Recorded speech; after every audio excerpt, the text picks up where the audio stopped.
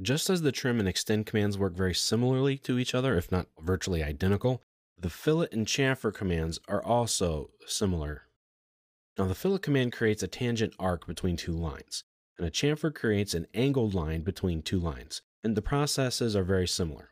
You start the command, you define the arc radius, or the fillet in that case, or in the case of a chamfer, you define the distances for where the chamfer line goes.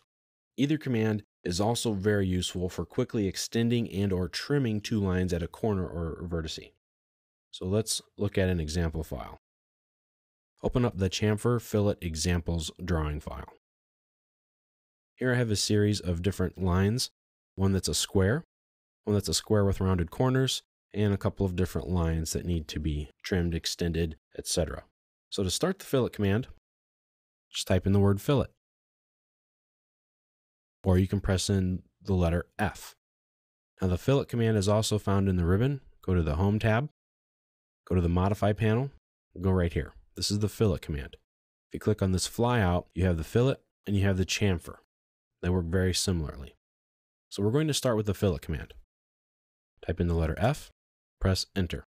Now we need to define the radius. Type in the letter R, press Enter, and you have to type in your value. I'm going to use a value of 2. So I'm going to zoom in here. I'm going to click that first line and then click the second line. You'll see here it'll give you a little preview of what it's going to look like when you're finished. And that's the fillet command. It's very simple to use. Now the chamfer command works very similarly.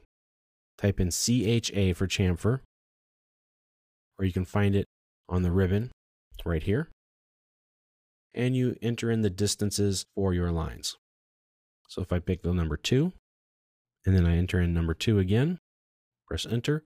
Now I pick my first line and my second line, and you can see there's my preview. Puts a little notch in the corner. So if I start the chamfer command again, for my distance, let's say my first one is 2, and then my second one is 5. Press Enter, selecting this line, then I select this line. Now you'll see here that the distance it moved for this line was 2 units. That's my first distance, and then my second one was 3. Now that distance, which one's going to be 2, which one's going to be 3? Well, you have 2 numbers. So the first number goes with the first line you pick, and the second number goes with the second line you pick. So if I undo this, type in chamfer. For my distances, let's say I type in the same way again, 2 and 5. And if I pick this line first, it'll have the shorter distance. And this one will be the longer distance. So it just depends on what you need and what you want to do. And make sure you get that order correct. And when you fillet or chamfer, lines can abut or go past or not even touch each other.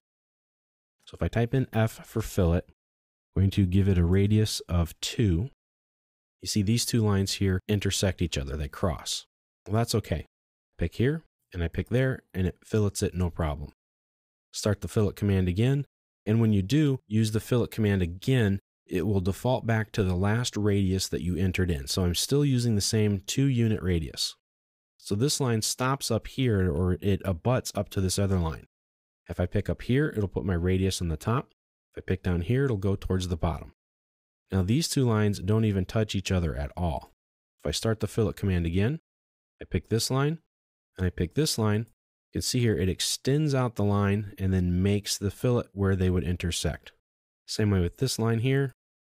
And this line, it extends the one line that it needs to and trims the other and then inserts the radius. Chamfer works the exact same way. So if I set my distance at 2 and 2, I can pick here and here, here and here, and so on. Now, there could be a case where you don't want to put in a fillet or a radius, but you just want to sort of trim both lines together. Now, you can do that, and you can do that with either command, and you do it the exact same way. So if I type in chamfer, CHA, D for distance, and I type in 0 and 0 for both of them, that's exactly what it's going to do, make a chamfer of 0. And it just trims up and extends the lines up exactly the way I want. If I start the fillet command, tell it a radius of 0, press return, pick my first line and my second line, and it goes to it. Now this right here is a polyline. I can make a fillet of a polyline. Select my objects, and it changes it. And it's still a polyline. Chamfer will do the same thing. Now here's another little trick for the fillet command, and it also works for the chamfer command. So let's say I have a fillet and it has a radius of 2. And I'll show you. Gives us a radius of 2. Well, let's say I need to create a corner for that. I can start the fillet command, and I showed you if I set the radius to 0, it will make it a radius of 0. Well, I don't want to do that because I want to keep making other fillets for the same radius, and I don't want to change what I'm doing.